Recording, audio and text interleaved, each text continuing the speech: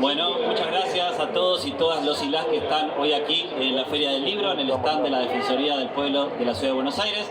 Como saben, y si no lo saben se los contamos, venimos realizando una serie de charlas, debate, de talleres, donde la búsqueda es que se acerquen, que participen y sobre todo concientizar sobre una gran cantidad de temas, un abanico enorme de temáticas que después vamos a abordar algunas. Por ejemplo, mañana va a haber una sobre la reforma laboral. Pero bueno, paso a paso, eso se los cuento al final. Y ahora sí, lo presentamos a Martín Coan, con quien vamos a hablar sobre cómo pensar la identidad en tiempos de crisis. Les pido un aplauso para Martín. Martín, y lo tengo anotado porque lo tengo que decir bien, es docente, es escritor y ensayista, es graduado en la carrera de letras en la UBA, es autor, como saben, de numerosos libros, fue galardonado varias veces. Él se define sobre todo como docente, hoy está en 3 cátedras, ¿verdad? Hay una de ellas, recién lo charlamos, Teoría Literaria 2 en Filo, que está desde 1990, con lo cual un docente desde hace mucho tiempo. Como habrán visto, su campera es hincha de Boca, también él se encarga de decirlo muy seguido, así que les pedimos que nos deseen suerte hoy para el partido con Estudiantes. Pero bueno, es lo último que voy a decir de fútbol y ya nos metemos en el comienzo de esta charla. Estuve revisando manos a ver si había cuernitos y no hubo. Alguno debe haber, mirá. Yo no vi. Bueno, mira, ya nos aclararon que hay un hincha de River. Bueno, para arrancar, si tuvieras que definir, y vamos, digamos, lo más básico de la cuestión, ¿qué es la identidad? Para una persona y también para un colectivo. Bueno, ya son 2 instancias diferentes, pero la pregunta involucra una tesis de doctorado, aviso, pero no voy a hacer una tesis de doctorado ahora. Pero hay instancias de reconocimiento, de autorreconocimiento, hay formas de la permanencia, hay formas del vínculo con el otro y de articulación de un nosotros, porque en rigor la identidad individual y la colectiva no son 2 instancias separadas, ni consecutivas. Hay una idea, para mí, o más que una idea, hay una concepción que yo no comparto, más orientada al individualismo, que supone que cada uno de nosotros existe primero como individuo y que conforma primero su identidad como individuo y en su constitución individual se ubica después en un entorno social. Entonces el entorno social luce necesariamente como límites, espacio de límite para la condición individual. Yo no comparto ese criterio. Y eso hace a la cuestión de la identidad. Uno no existe como individuo y luego se inserta en una sociedad. La inserción en la sociedad, la interacción con los otros nos constituye como individuos. No hay una identidad personal primero y una proyección social después, porque las identidades que podamos asumir como personales están también constituidas, y ante todo constituidas a través de los vínculos sociales. Con lo cual, todos los planteos en términos de una oposición entre individualismo y sociedad, a mi entender, es una contraposición engañosa o tramposa, porque supondría, insisto, un individuo que existe como tal y que solo va a poder encontrar límites o contrastes en el espacio social. La constitución de la identidad personal también es social, no está separada de lo social, ahí donde la identidad, incluso la más personal, se constituye en el vínculo con los otros. Yo haría hincapié, tiendo a hacer hincapié en la idea, respecto de la idea de identidad, de poner algunas precauciones respecto de lo que podrían ser formulaciones esencialistas de la identidad.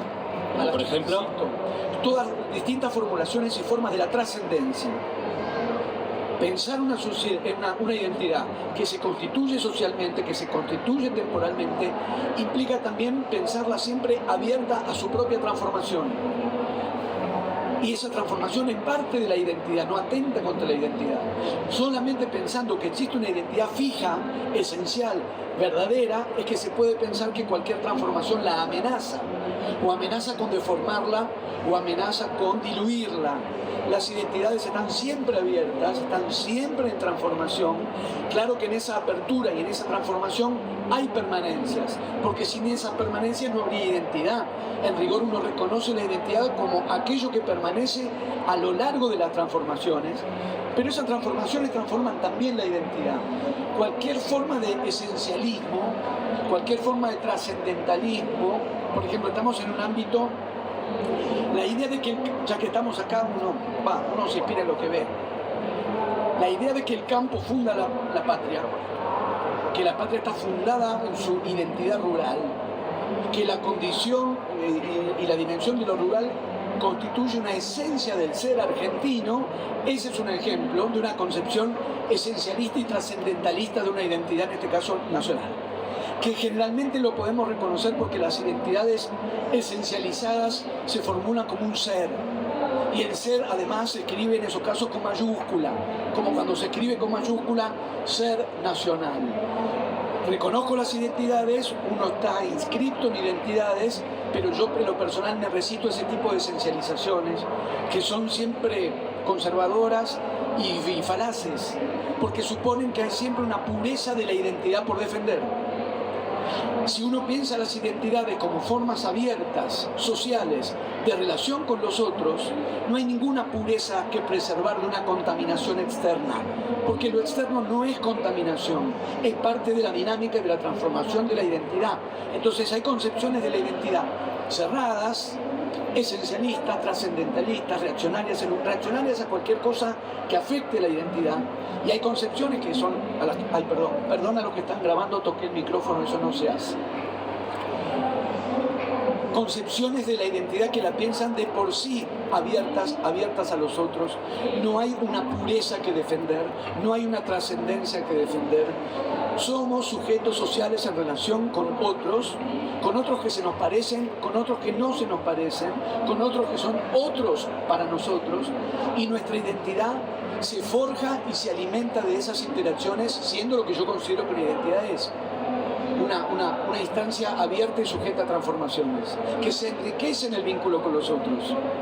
En tanto que, insisto, hay muchas formas de la esencialización, pero la idea de la tierra, la inscripción de una esencia de lo nacional en la tierra, nos lleva a pensar en fijezas transhistóricas, en determinaciones de las que no podemos escapar, en destinos, en fatalidad, y nos coloca en una posición defensiva, reactiva respecto de cualquier otra edad, en tanto que la concepción abierta de la identidad la considera siempre enriquecida por los vínculos con los otros y no amenazada por los vínculos con los otros. Y eso hace una manera de pensar la dinámica social, cómo nos vinculamos con los demás. Y todo esto que estás diciendo, ¿cuánto se modifica, cuánto se afecta en contextos de crisis como el que venimos viviendo desde hace un tiempo a esta parte?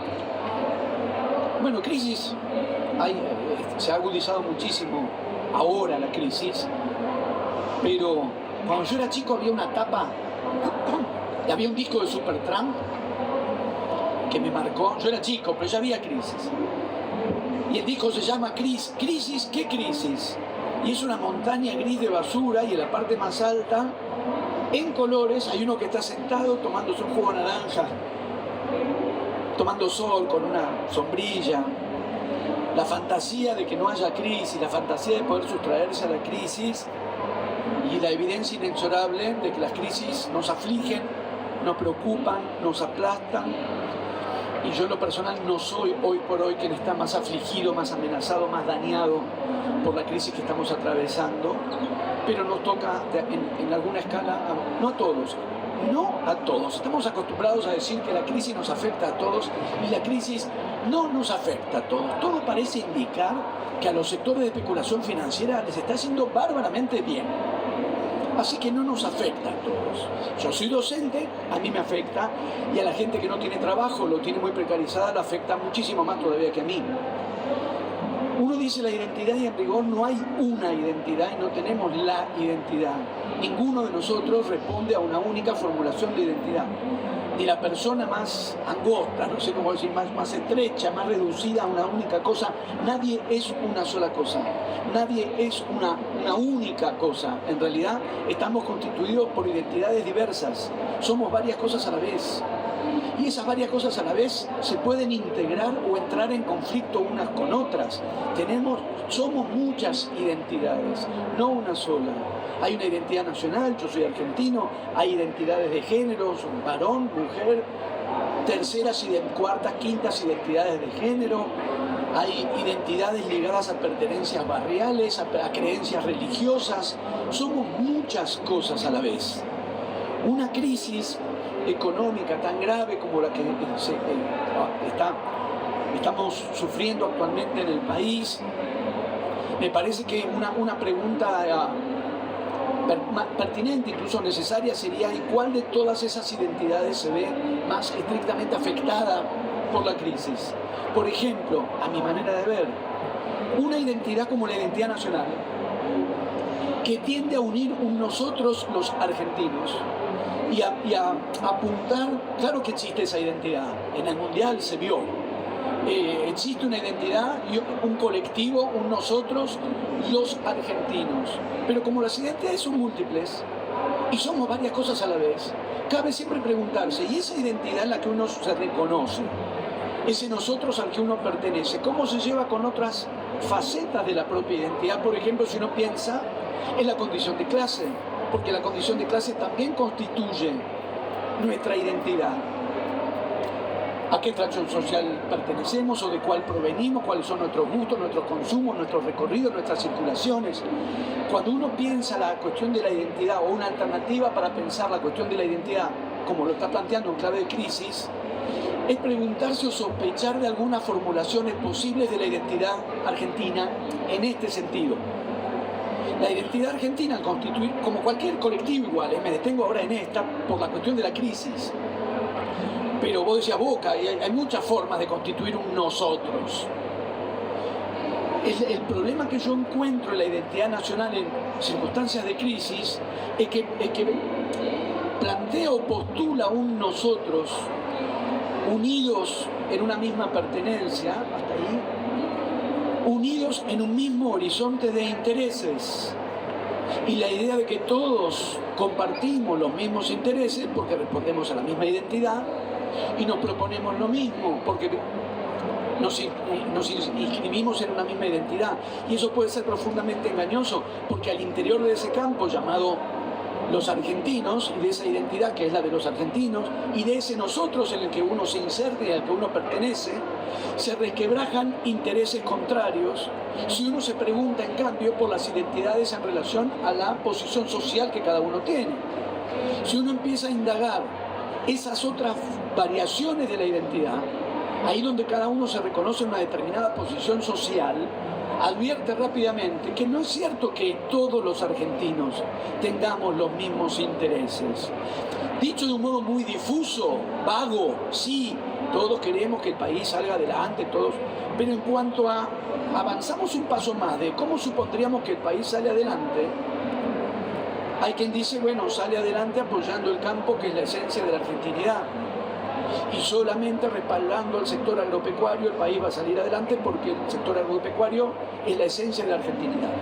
Y luego otro sector va a decir, no, la tara histórica de este país y la crisis crónica de este país radica en que esencializándose en el horizonte agropecuario nunca se industrializa. Entonces el nosotros empieza a resquebrajar con otras definiciones de identidad y otras pertenencias que entran en contradicción unas con otras. Todos queremos que el país salga adelante, pero de pronto no todos pensamos que el país salga adelante consiste en lo mismo. E incluso si uno se ubica en ese terreno, no, se trata de una modernización y una industrialización, así como el país va a salir adelante, uno da un paso más y tampoco encontraríamos un nosotros homogéneo de la industrialización, porque la posición del empresario entra objetivamente en contradicción con la posición y los intereses de los trabajadores. Y no es cierto, a mi criterio, que estén unificados, que tengan una unidad de intereses y una unidad de proyectos en un nosotros que son los argentinos. Son todos argentinos, todos quieren que el país salga adelante, pero los intereses del sector empresarial, definiendo ahora una identidad por pertenencia social, estamos evitando la palabra clase. Repónganla ustedes. Si avanzamos hacia un reconocimiento de identidades por posición social, los intereses de ese argentinos / empresarios ya no coinciden con los intereses de esos argentinos / trabajadores. No coinciden. Estas pueden ser contrarios unos con otros. Entonces todos participamos de una pluralidad de identidades que armonizan o entran en conflicto, confluyen o chocan, a veces en nosotros mismos. Y lo que constituye una crisis de identidad puede tener que ver con eso, porque un aspecto de la propia identidad choca con otro aspecto con otra zona de nuestra identidad. Pero también un nosotros, el ejemplo que me vino ahora es nosotros los argentinos, también se puede resquebrajar. Y ese espacio que parecía unificado y homogéneo está atravesado de conflictos y de contradicciones. Yo lo veo atravesado de conflictos y contradicciones. Quiero aprovechar para decirles que en un ratito vamos a abrir la instancia de las preguntas, así que si alguno o alguna quiere preguntar, va a tener la posibilidad en un ratito. Quiero que hablemos sobre, hoy que está tan en debate de su financiamiento, sobre el rol de la cultura a la hora de generar una identidad. Definitivamente hemos llegado a un punto realmente crítico porque se vuelve efectivamente necesario puntualizar esto, que es de una obviedad absoluta y a la vez ya no es de una obviedad absoluta porque evidentemente hay que puntualizarlo. Efectivamente no hay formulación ni desarrollo ya no solo de una identidad colectiva, del propio desarrollo de la subjetividad de cada cual, sin prácticas y enriquecimientos culturales. Lo digo en plural para no pensar que, porque no hay, así como no hay una sola identidad, no hay una única cultura. Y la premisa de que solamente con un desarrollo cultural en una sociedad, cada uno de nosotros, a su modo y con sus propios recorridos de identidad, se constituye y se enriquece, está en la base de cualquier pensamiento de qué supone y qué significa la cultura en una sociedad. Que haya que especificarlo, y hay que especificarlo, es un indicio para mí de que estamos en un nivel de desarrollo del debate bajísimo. Bajísimo. Estamos en los planos más básicos y más elementales del desarrollo de una discusión sobre esto. Porque que es necesario en una sociedad desarrollar prácticas culturales se suele dar por sabido.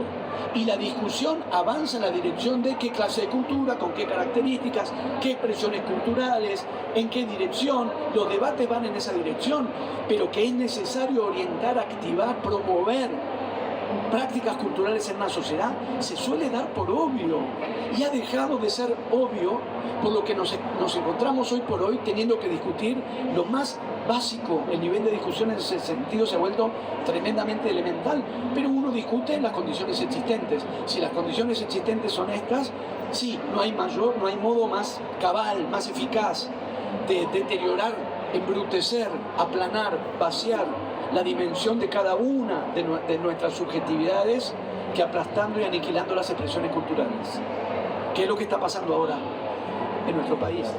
Y respecto de la cultura democrática, existía un consenso, sobre todo de las fuerzas políticas, que se fue resquebrajando, y ves con preocupación que hoy la cultura democrática, que fue tan importante en la Argentina, sobre todo en los últimos 40 años, hoy ya no es vista de la misma manera.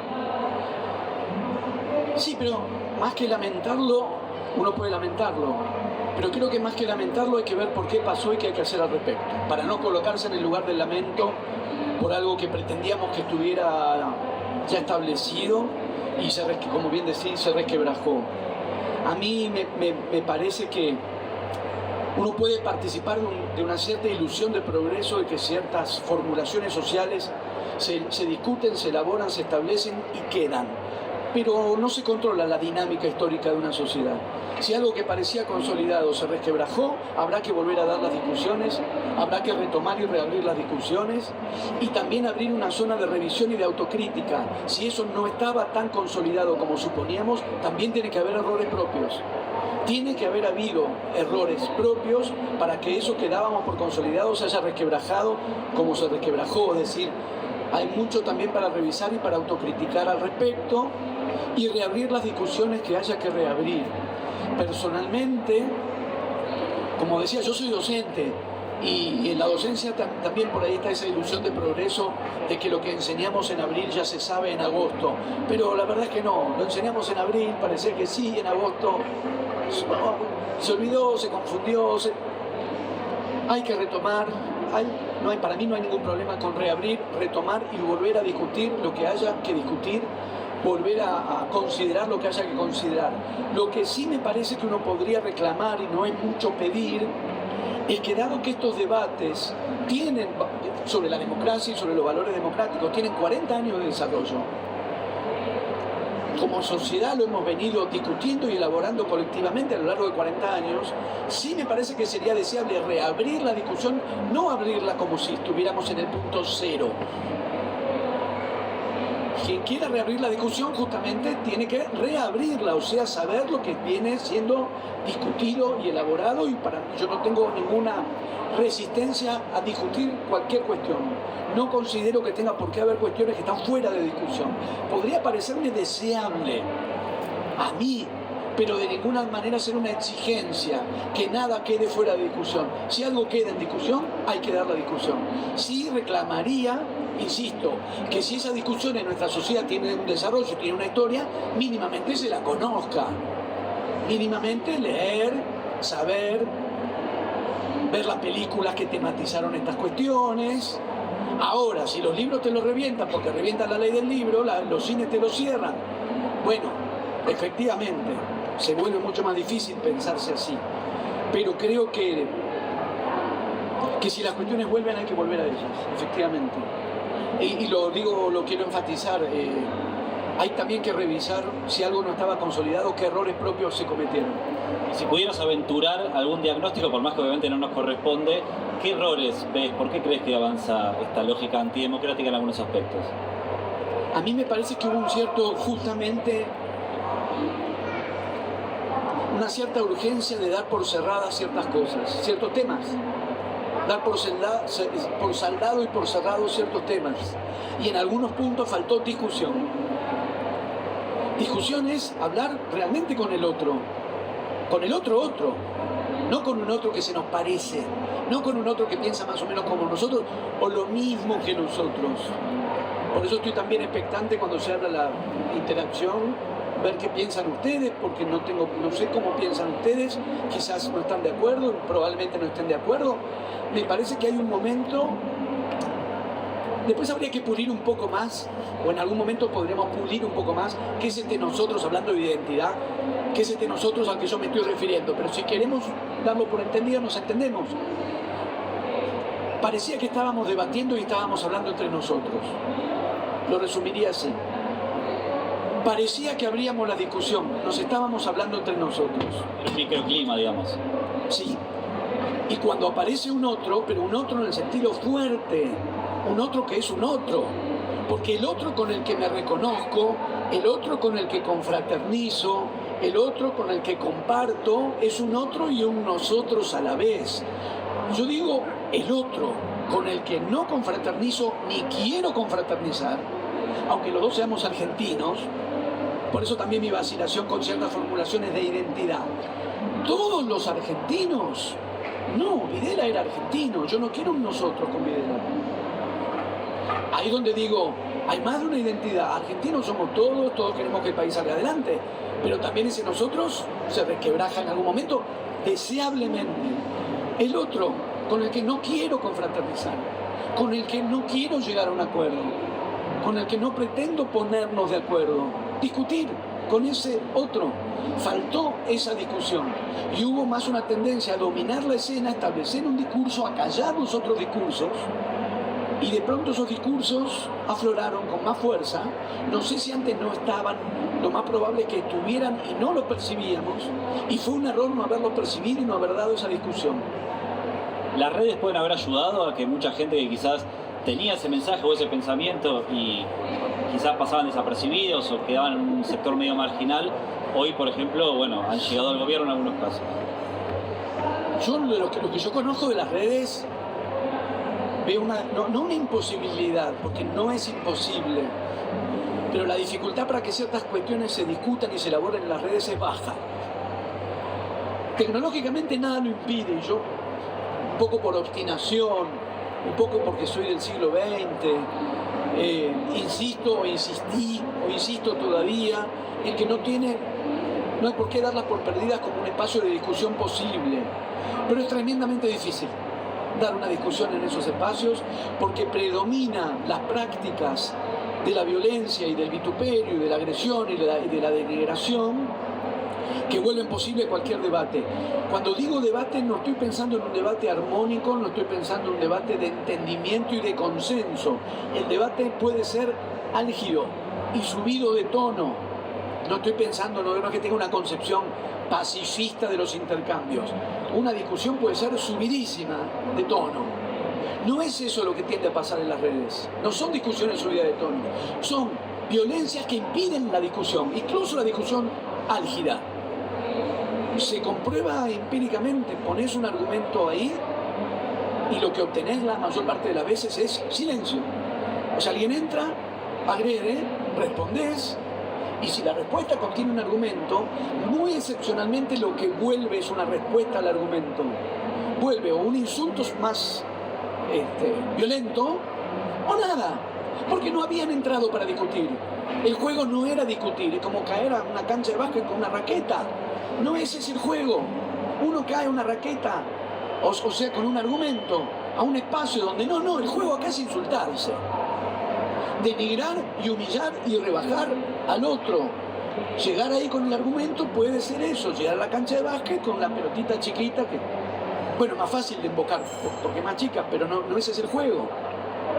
Sí creo que en este tiempo se ha producido una transformación muy significativa y a mi entender no nada alentadora, que es que esa modalidad de las prácticas de discurso de la violencia y la denigración que impiden el debate, impiden cualquier debate, han traspasado al discurso del Estado. Son ahora discursos de Estado. O dicho al revés, el jefe de Estado habla como si estuviera en Twitter, porque está en Twitter. Y se le hacen planteos y devuelve insultos. Se le hacen reclamos y devuelve denigración. Se le plantean ideas y devuelve humillaciones. Y es como si hubiera habido una estatización de Twitter, no de la empresa, que nunca la van a estatizar porque son los intereses de Elon Musk, que es su amigo. Una estatización del formato Twitter, por el cual el Estado se expide a través de sus voceros con la violencia, la virulencia, la denigración y la agresividad que es propia de Twitter, pero ahora desde el poder del Estado. Y no solo a los opositores, no solo a los opositores. Ya no va a quedar, si es que todavía queda una persona en la Argentina que no haya sido insultada por el jefe del Estado.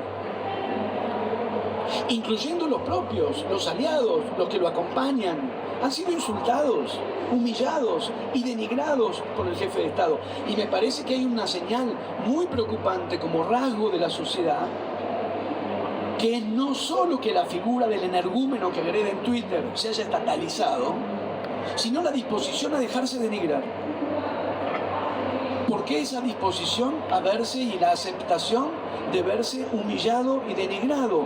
No me parece que sea un caso de un exceso de amor propio o de vanidad, no tolerar que se nos insulte.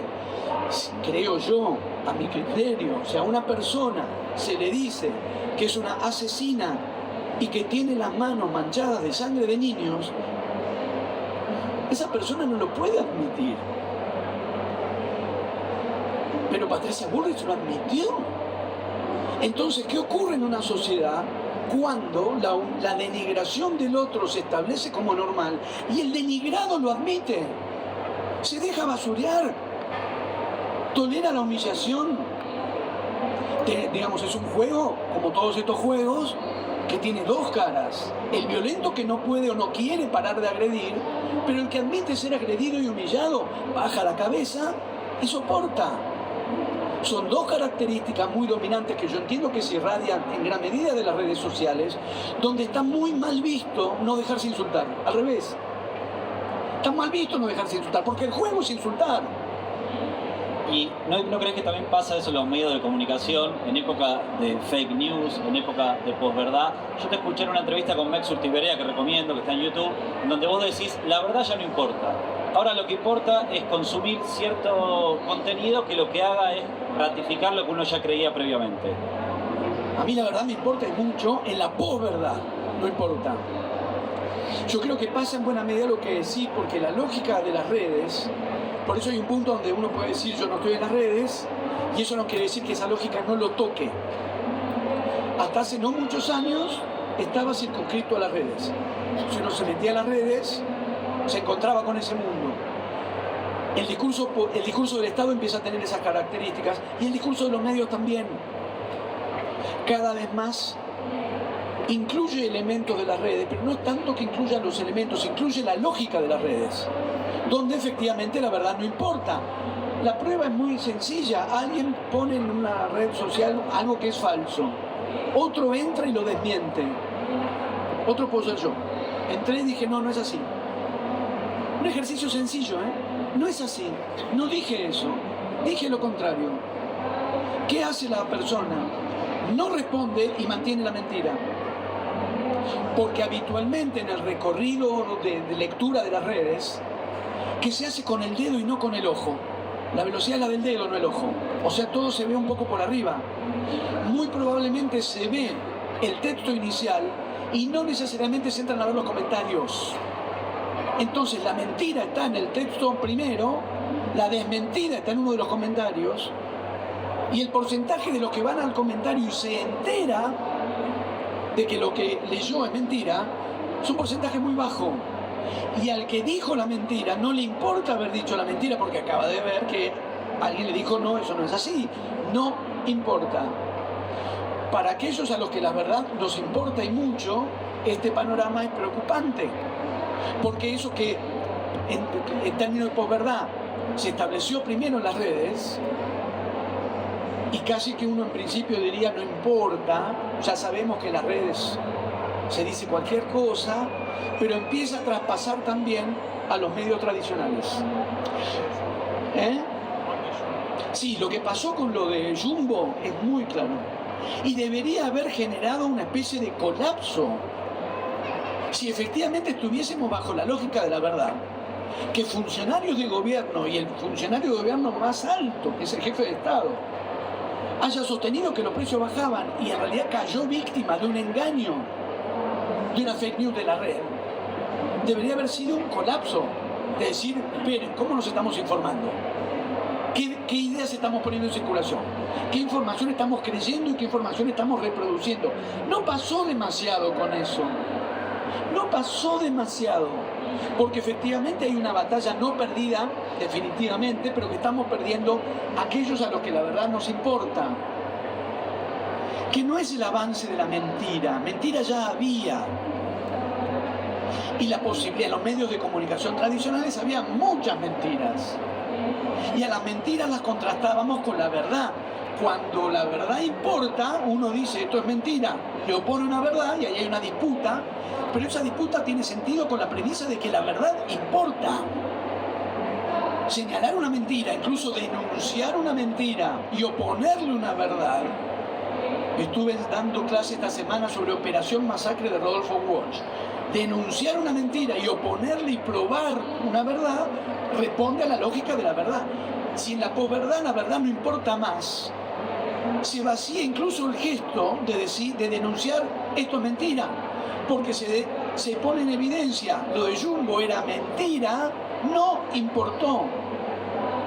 Si verdad y mentira no importan, estamos muy complicados, porque detrás, y no muy detrás, de todos los juegos posibles de no verdad, posverdad, las redes, los trolls, las tendencias que son falsas tendencias, porque hay un empleado que ahora es empleado del Estado, pagado con fondos del Estado, sentado frente a una computadora conectada a 4.000 celulares, y hay una tendencia y una masividad que es falsa, es uno solo, que produce instantáneamente 4.000 me gusta, él solo, que maneja 4.000 cuentas a la vez.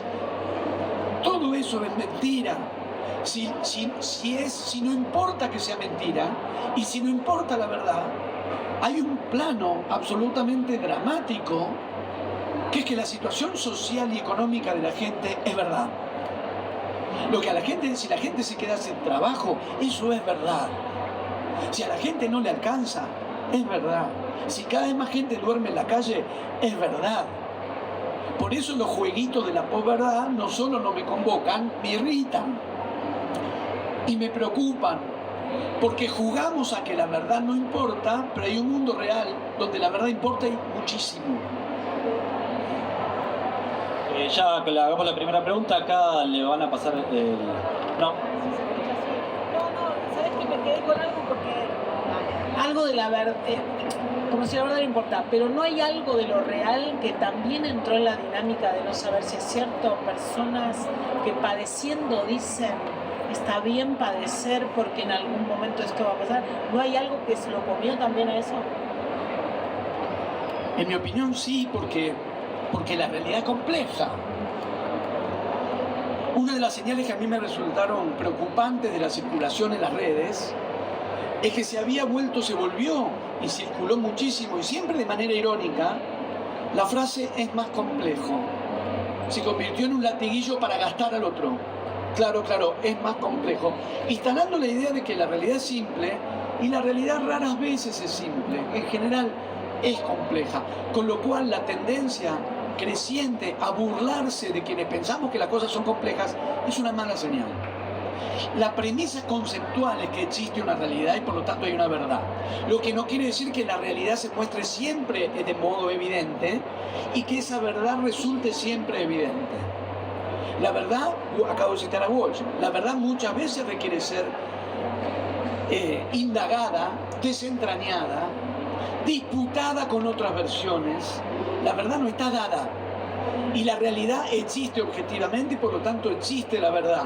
Lo que no quiere decir que sea algo que encontramos como manifiesto de por sí en la realidad misma, incluso en lo que cada cual puede pensar de su propia realidad.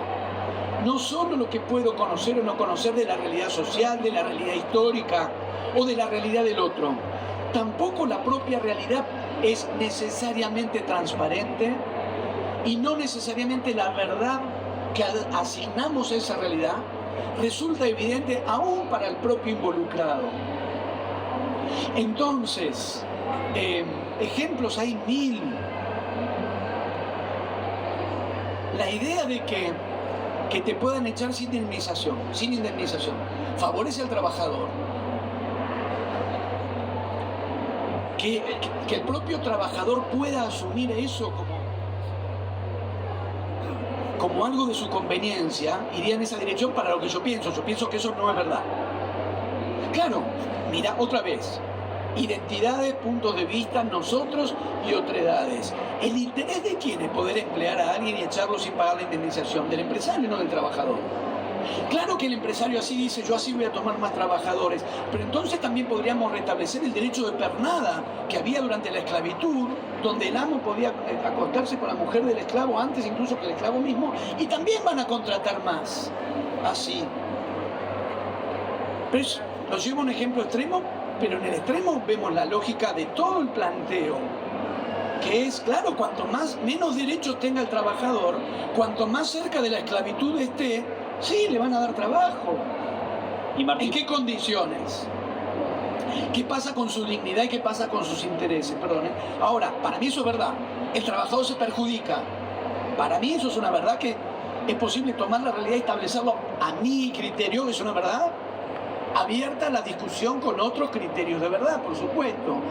Pensaba en tu observación, que es la posibilidad de que alguien no advierta esa propia condición, o que uno, para no pensar que uno se da cuenta de todo y está pensando en lo que no se da cuenta, y las cosas de las que no se da cuenta uno.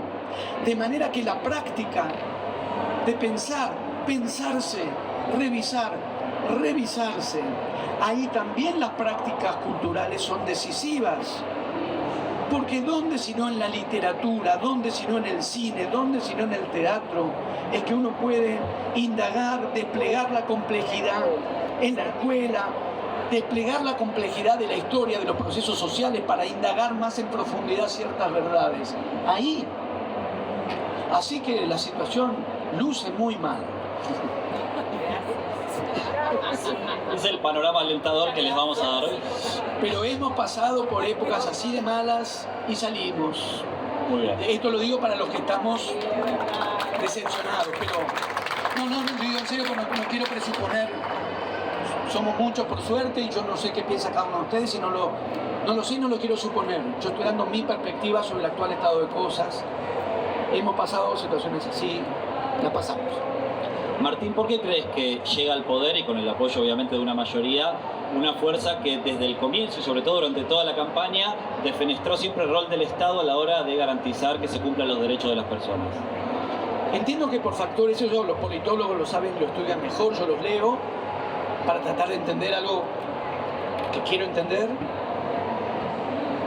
Lo primero que yo mencionaría entre los distintos factores presentes, hay muchos, porque están los que no creyeron que fuera a hacer lo que decía que iba a hacer, están los que confiaban en que lo iban a frenar, están los que... Hay muchas. Y en rigor yo no lo voté, de manera que habría que... Esa pregunta hay que dirigirla a sus votantes. Es mi primera respuesta en estos casos, que es, hay que hablar con sus votantes para tratar de ver por qué daría yo esa respuesta, excepto lo que como ciudadano veo. Traería y subrayaría algo. Largo tiempo en el que amplios sectores de nuestra sociedad se han visto descuidados, desprotegidos y maltratados. Durante mucho tiempo, subestimados en su sufrimiento durante mucho tiempo. Y yo, lo suelo poner en estos términos porque me parecen los más gráficos y los más rápidos. Yo esta noche voy a comer, y mañana también. Lo tengo asegurado. Lo que no sé si Boca gana hoy, si puedo ir a Santiago del Estero, no lo sé. Tengo que sacar cuentas, pero eso es un lujo. Comer voy a comer hoy, y voy a comer mañana y pasado también. Hay gente que no lo tiene asegurado. Y esa gente es mucha. Y esa gente arrastra esa condición desde hace varios años. ¿Cómo será vivir largamente ese estado, esa condición de desesperanza? ¿A dónde va a parar la esperanza de alguien que soporta largo tiempo de desesperanza? ¿A dónde, qué forma urgida, precipitada, rápida, ansiosa o drástica qué forma puede tomar la esperanza del que viene de la desesperanza, del que habita la desesperanza largamente? Yo creo que esa esperanza tomó una forma horriblemente equivocada en una apuesta que va a traer más dolor, más sufrimiento y más desesperanza. Pero no levantaría el dedo para abrir juicio sobre lo que alguien que está muy en la desesperanza ha hecho con sus ilusiones. Creo que se equivocó enormemente, se equivocaron grandemente. También hay que atenuar los porcentajes. Estoy pensando en ese núcleo duro de alrededor de un 20 y pico, 30. Tengo más distancia y menos consideración para los que se sumaron a ese 20 y pico, 30, solo por odio. Sin desesperanza, sin angustia, sin apremios en su condición social, porque tengo toda la consideración de no, insisto, no ponerme en el púlpito y no levantar el dedo a quienes llevan años sufriendo. Y llevaron su esperanza a donde la llevaron, para mí por error, y me duele porque creo que van a sufrir mucho más, que ya están sufriendo mucho más. Con lo que me resulta más difícil entenderme o llevarme es con los que, sabiendo que íbamos a esto, lo apoyaron, evidenciando que el odio al peronismo es más fuerte que todo. Lo digo yo que no soy peronista. Hoy se vio en el Congreso. No eran republicanos. De hecho, las categorías y los valores republicanos que están siendo arrasados de las peores maneras no se alzan ni una voz. Estamos todos los días con la república y el cuidado de la república, y ahora descubrimos le importaba 3 belenes la república, porque ahora le hacen pelota a la república y le resbala absolutamente. No era la república. Era el odio incontenible al movimiento que en la Argentina dio dignidad a ciertos sectores sociales. Movimiento y lineamiento político al que yo no suscribo, por razones que si quieren conversamos otro día o ahora. Pero el odio lo reconozco bien. ¿Entendí bien o vos haces una diferenciación entre el 29-30% que apoyó en este caso a la Libertad Avanza en la general, de ese 26-27% que se sumó para el balotaje? De Macri, que dijo sumémonos a este y seguimos haciendo negocios. Ahí no hay hambre, no hay desesperanza, no hay angustia. Hay otra vez alguien que le brillan los ojos cuando ve dinero. Dinero, el que no cabe en bolsos. Mueve un dinero, no tenemos en Argentina conventos suficientes para regular ese dinero. Por eso no lo vemos, y como no lo vemos, creemos que no está. Porque mueve un caudal sin tocar un billete. Ese tipo de especulación que arrasa con la república y no les importó jamás. Ahí sí tengo una diferencia. Ahí sí tengo una tesitura distinta, porque Porque yo no puedo, o solo puedo imaginar el grado de desesperación de quien la pasa mal durante muchos años y fue desatendido y descuidado durante muchos años. Y hay errores que duraron demasiado, o descuidos y desatenciones que duraron demasiado, algunos durante la pandemia. Ni hablar si son jóvenes que solamente conocieron en algunos casos, por la edad que tienen, como contextos de crisis, nunca vieron una realidad distinta. Sí, y creo, ya que mencionar los jóvenes, yo soy docente, trabajo con jóvenes. Siempre lo digo, yo empecé a dar clases en el año 90, yo tenía 23 años, los estudiantes tenían 23, teníamos la misma edad. Algunos eran más grandes que yo. Después yo tuve 30, ellos seguían teniendo 23, 40, ellos 23, son muy tercos. Yo ahora voy para 60, insisten con 23. En esa franja creo que hay aspectos de lo que pasó durante la pandemia. Mi posición, yo creo que el virus existió y que mientras no había vacuna, y ahí, ¿viste? Y todo se discute, y que hay medidas que había que tomar, que hubo que tomar. También había una contención que había que tener con las medidas, acompañar las medidas que había que tomar con una contención y con una comprensión que faltó. Y en su lugar hubo desprecio, desconsideración y maltrato. No se puede decir, lo dijo el presidente anterior en una conferencia de prensa, si te morís no te angustiás, porque yo no me quiero morir, pero si estoy angustiado, si conocen la angustia, yo la conocí cuando el campeonato que perdimos en el 2006. La persona que está angustiada no se consuela diciendo pero no me morí. No se resuelve la angustia con que no me morí. Porque a la persona angustiada o a la persona deprimida ya es un grado más severo, dejemos en angustia. La vida se le hace pesada. No dice, bueno, pero estoy vivo. La vida se le hace pesada. Y no necesariamente ahora estoy pensando en la franja social más sumergida, sino alguien que vive solo en un ambiente y medio. No es fácil soportar eso.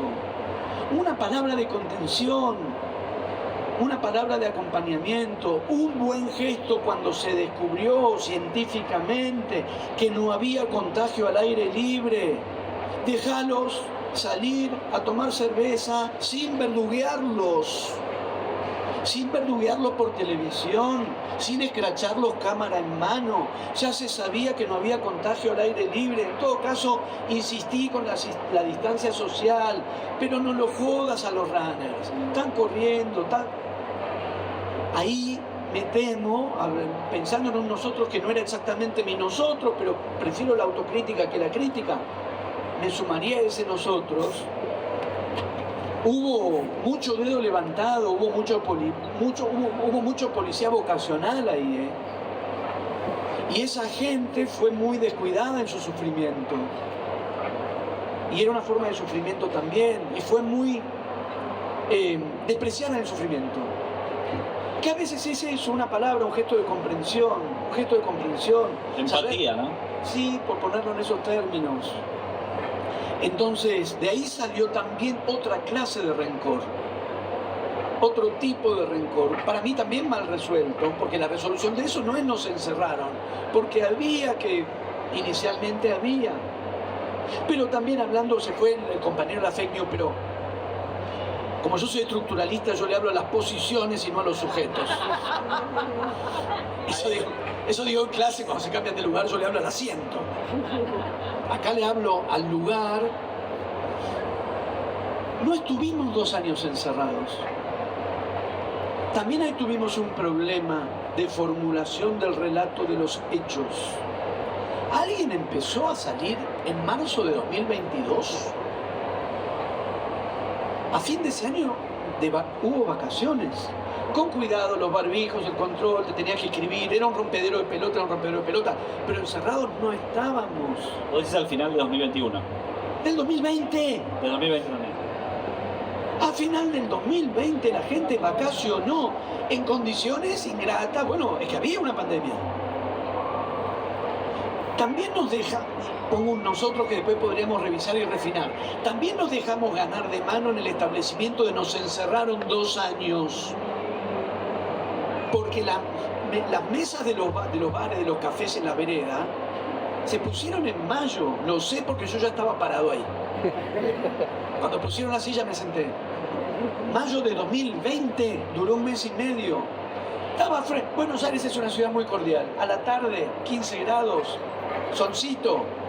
Podías tomarte un café en la vereda, sí, no adentro, no. No estuvimos encerrados en nuestras casas 2 años. ¿Cómo dejamos sedimentar y establecer un relato de lo que no nos pasó? Y no estamos discutiendo si había paraguas o no había paraguas el 25 de mayo de 1810. Estamos hablando de algo que nos pasó a todos hace 2 años y que ya cristalizó en una versión falsa.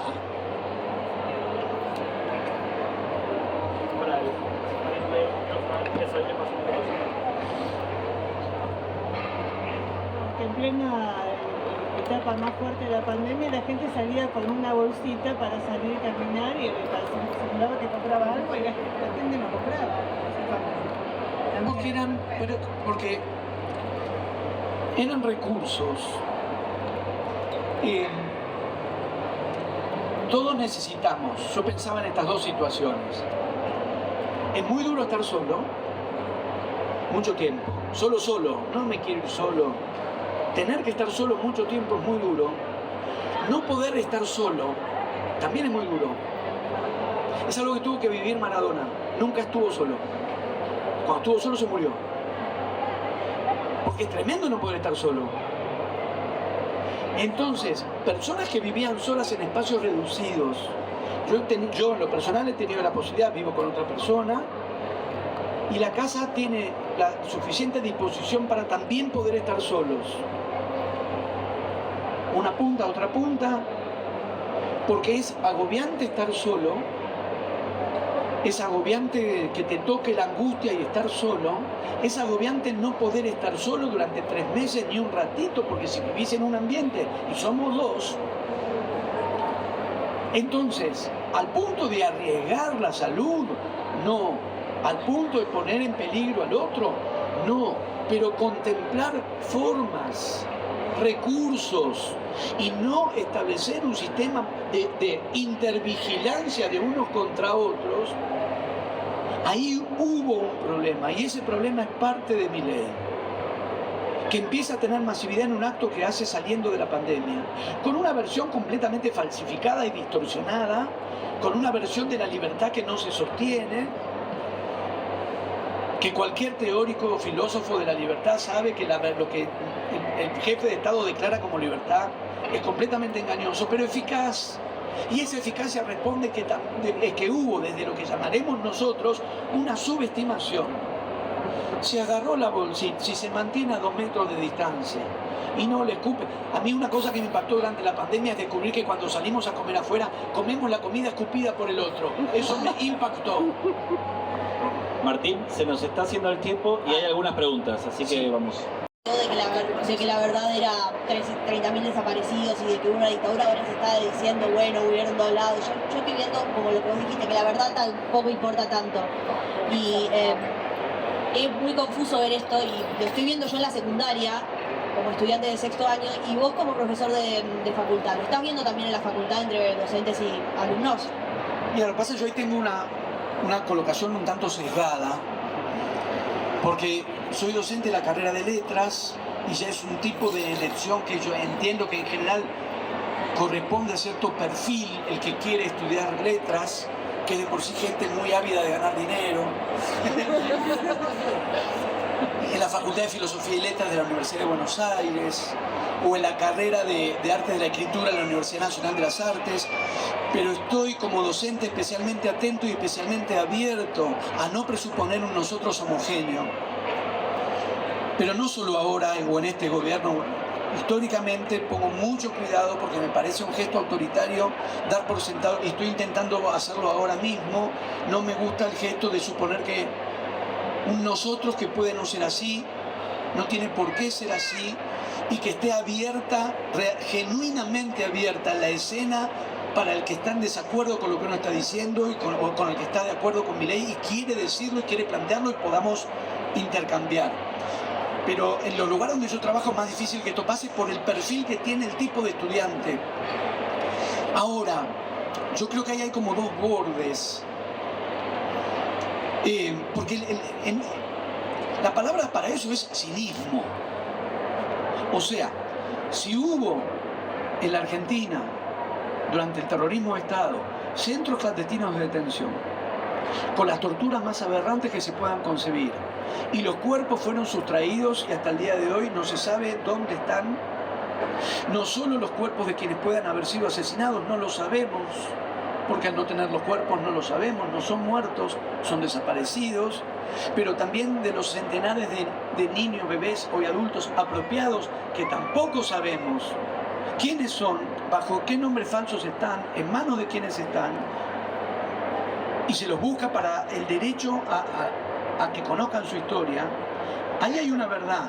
Si esa verdad a alguien no le importa, la palabra que a mí me surge es cinismo. Tenés que ser muy cínico para que esa verdad no te importe. Dicho eso, por lo que ahí hay una verdad y esa verdad importa. Ahí hay una verdad, por lo que decíamos, esos hechos ocurrieron realmente, no es fake, no es ficción, ocurrieron realmente, por lo tanto ahí hay una verdad. Esa verdad importa, porque si no te importa eso, ¿qué te importa? Nada. A la vez, que haya una verdad no implica cerrarla y cristalizarla como dogma y no admitir su discusión. Ahí yo tengo una diferencia con otros sectores de lo que podemos llamar nosotros.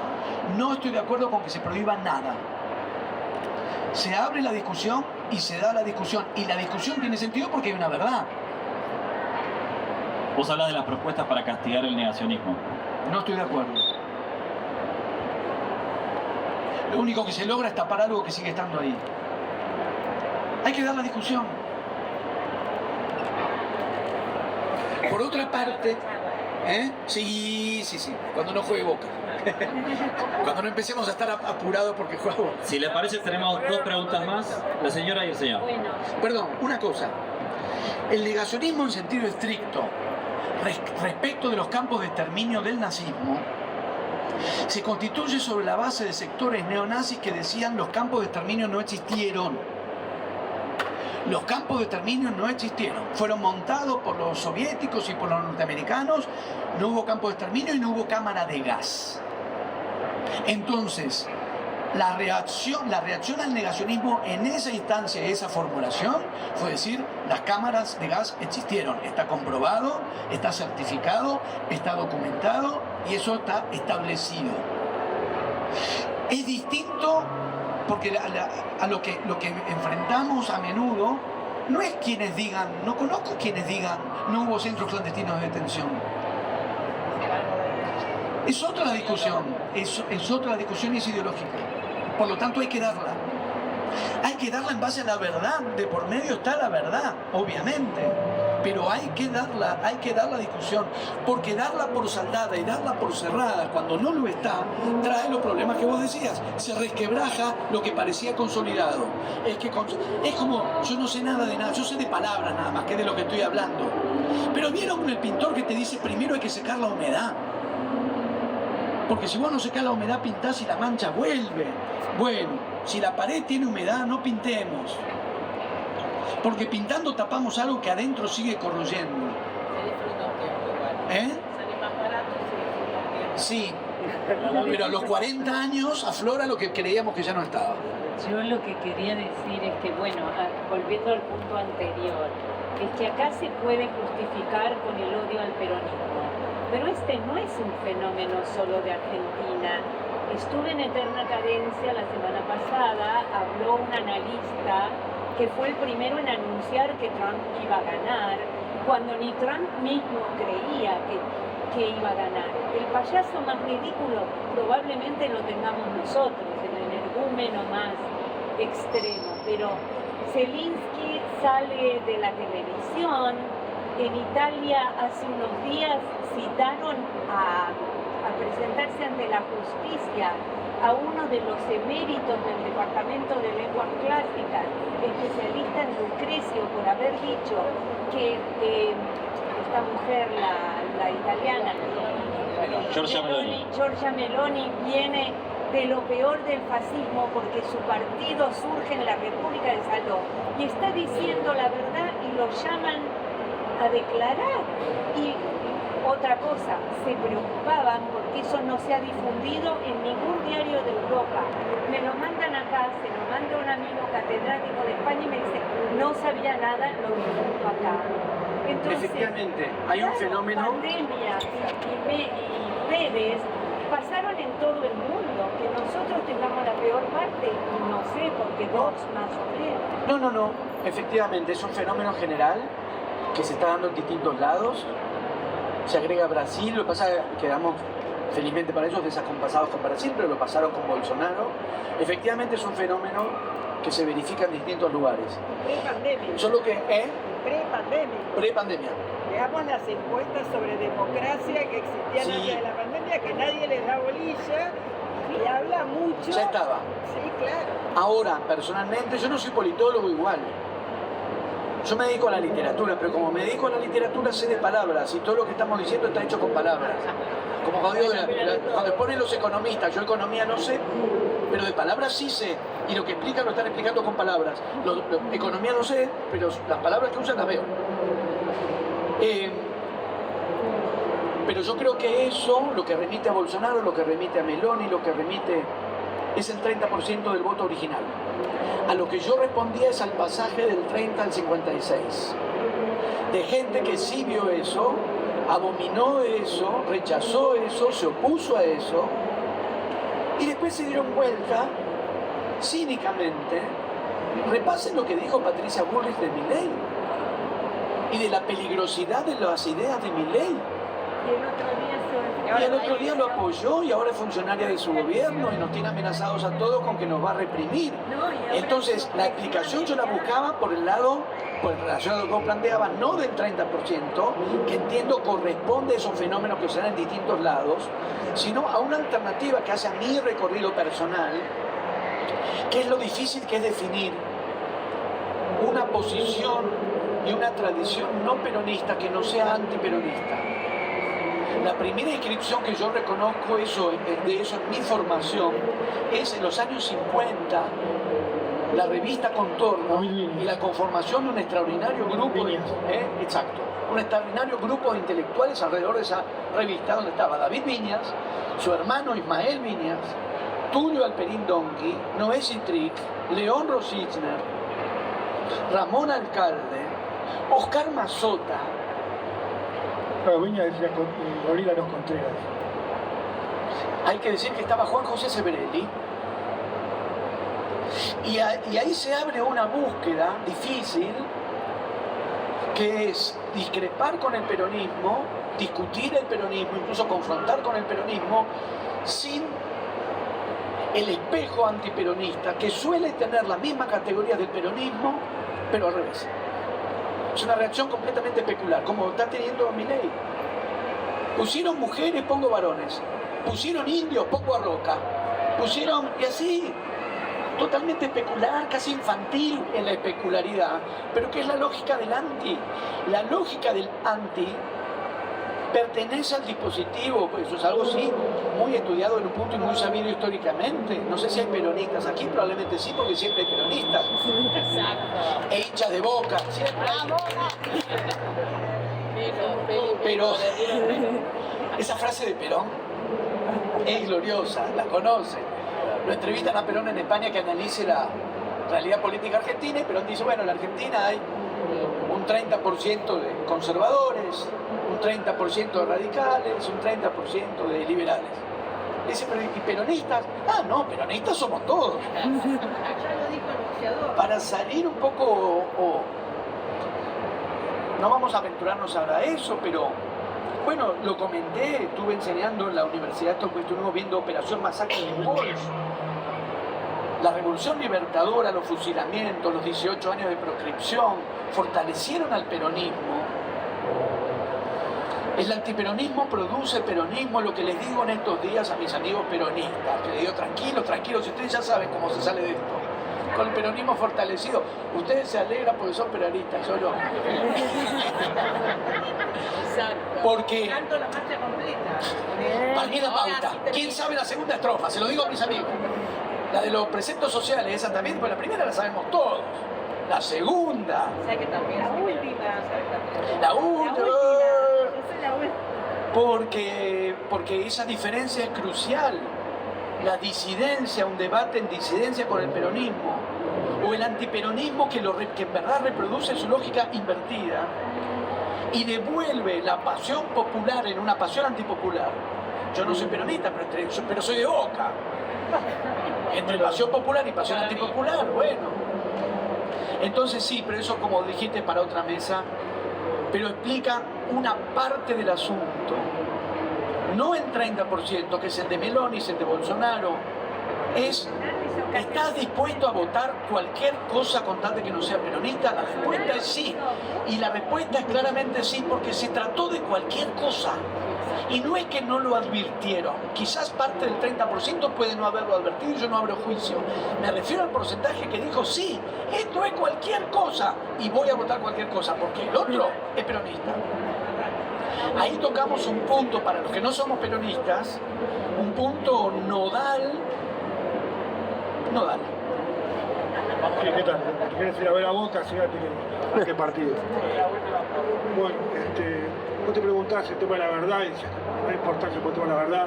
Hablabas, el ejemplo de un posteo, que al posteo lo replica miles de respuestas y no se detiene ninguna a ver dónde está la verdad, sino te dan tal vez la que tiene más likes, un insulto mayor, o lo que fuera. Entonces yo me pregunto, ¿qué viene a reemplazar a la verdad? ¿Qué reemplaza hoy? ¿Qué importa si no importa la verdad? ¿Qué es lo que importa? Quiero llegar a la conclusión, me atrevo, de decir que lo que importa es ganar. ¿Cuántos likes tenés? ¿Cuánta gente tiene en Gran Hermano, en Gran Pindonga o en lo que fuera? No importa. Importa ser famoso, importa ganar las discusiones. Si quién está dispuesto a tener autocrítica, lo dice, bueno, nos equivocamos en esto. No, hago una autocrítica, perdí. Y bueno, tenemos que estar dispuestos a perder. Creo que hay que saber perder para ganar mejor.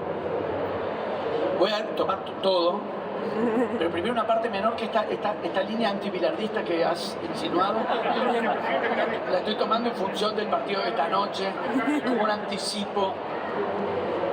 Mira, solo de acuerdo, la pregunta remite a lo que planteaba también la compañera, que si no les importa esto, ¿qué les importa? En un punto nada. Sí, pero cosa que yo te diría, ni siquiera ganar la discusión. Ni siquiera ganar la discusión, porque a mí me gusta mucho ganar, mi hobby es ganar discusiones. Pero vos ganás una discusión cuando tu argumento doblega al argumento del otro. Si el otro te dice pelotudo y vos le decís sorete, no ganaste una discusión. La gente cree que gana y que mal. Lo que gana no es una discusión. Yo digo, para preservar la premisa de que es una discusión. Una discusión es un desacuerdo exasperado, si se quiere, un desacuerdo que sube su tono, cosa que me parece perfectamente legítima. Eso es una discusión. Dos posiciones diferentes o enfrentadas que van a lidiar una con otra y el que prevalece gana. Pero vos lo que ganás es una discusión. Si no, como decir, una discusión gana el que saca un palo y le parte el cráneo al otro. No ganó la discusión, lo mató. Hay que aprender, Martino, hay que aprender. A ver que no tengo que... Sí, tener razón a este tipo. pero todo eso corresponde a la lógica de la discusión. Es que eso responde a la lógica a la que yo adhiero de la discusión. Porque vos decís, si yo cometí un error y no lo reviso, en una discusión el otro va a entrar por el error que yo cometí. Si yo no lo revisé, me va a ganar la discusión porque va a entrar por el error que yo cometí. Yo necesito autocrítica. Yo me formé en una tradición de izquierda que vivimos haciendo autocrítica. No hacemos otras cosas que... Pero también tiene que ver con esto, con que vos anticipás la objeción del otro, vos revisaste tus errores. Vos revisás tus errores, vos elaborás tus errores, vos superás tus errores, pero eso no deja de formar parte del imaginario de la discusión. Estamos en un punto distinto. Lo que gana no es una discusión. Una discusión requiere desplegar una argumentación, desplegar un argumento, sostenerlo, validarlo, poder refutar, doblegar o mostrar la falla del argumento del otro. Es que lo que ganan no es una discusión, lo que ganan es una pulseada en la red. Es como decir que dos que se agarran es como decir que Monzón no le ganó una discusión a Benvenuti, le ganó una pelea, si no discutieron. Lo que ganó es otra cosa. Si vos le pegas una trompada al otro y lo tirás, le ganaste una pelea, no le ganaste una discusión. Porque los términos de la confrontación no es una discusión.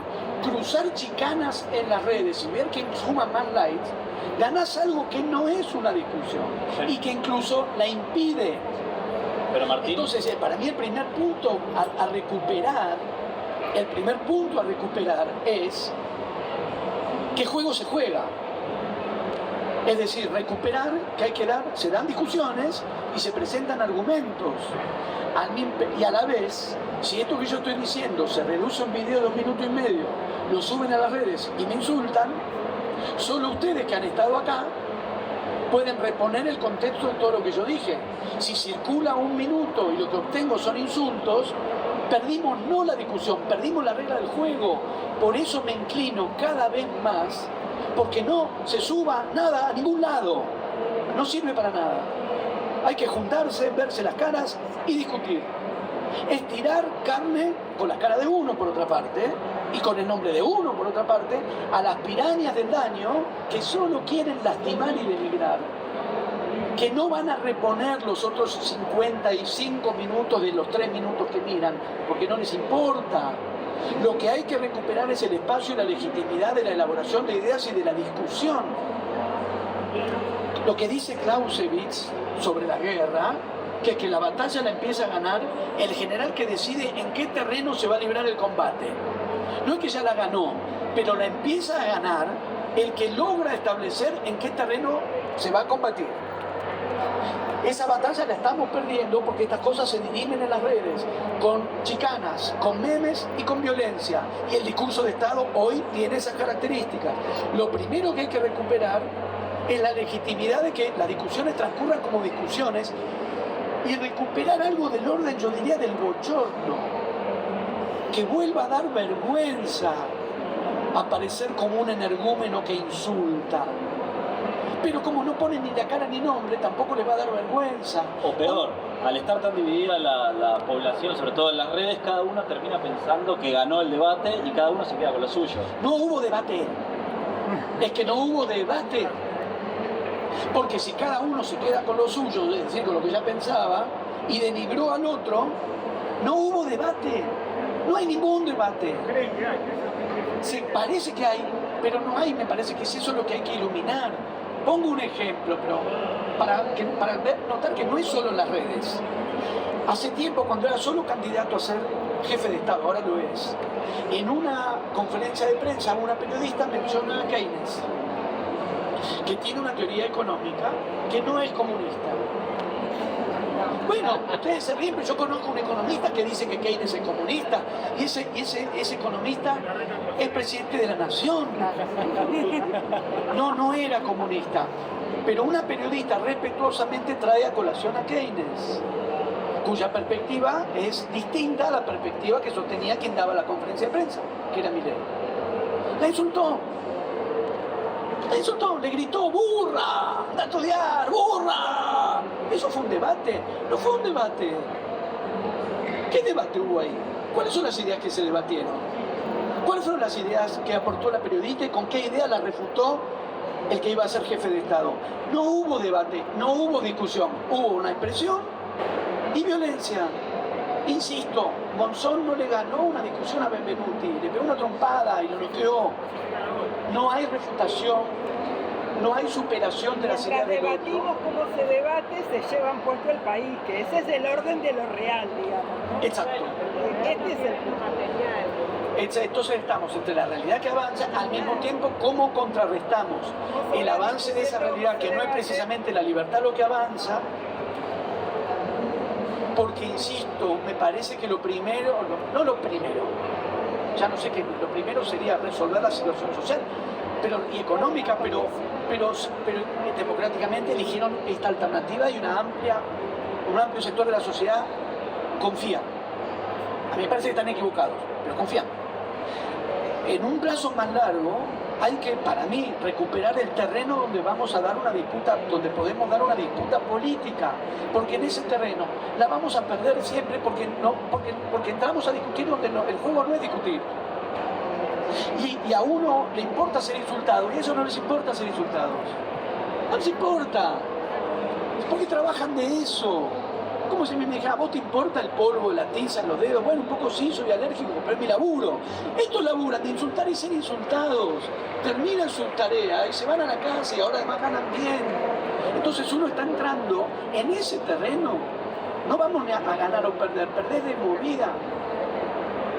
Porque además funciona muy, la eficacia del meme, la tienen, la manejan mejor. Porque al mismo tiempo, como sociedad, a mi criterio, no tienen espesor. No tienen desarrollo, no tienen densidad, son rápidamente, se pueden desmentir muy rápidamente. Cualquier economista desmiente eso muy rápidamente. Que no se enseña escuela austríaca en la carrera de Ciencias Económicas de la UBA, se refutó al minuto aparecieron docentes diciendo sí la enseñamos, sí se da. Y es que hay que recuperar la premisa de que hay una verdad y la verdad importa para que sea un papelón que el presidente de la República diga algo respecto de la universidad y que eso sea falso, porque hay un dato definitivo, lo decíamos de las redes, pero no es solo las redes. Cuando salieron distintos docentes de la Universidad de Buenos Aires, en este caso, a decir sí se enseña en la escuela austríaca, ¿el jefe de Estado se retractó? No. ¿Dijo me equivoqué? No. ¿Pidió disculpas por la ofensa? Porque además no es que lo dijo como opinión, dijo burros, descerebrados. ¿Pidió disculpas? No, porque el juego no es la discusión y la verdad. El juego es, hago daño, lastimo, exacerbo rencores, en ese terreno ganan. Podríamos seguir mucho tiempo más, pero cuando Martín vea la hora, me va a agradecer que cerremos. Pido un aplauso para Martín Cohen.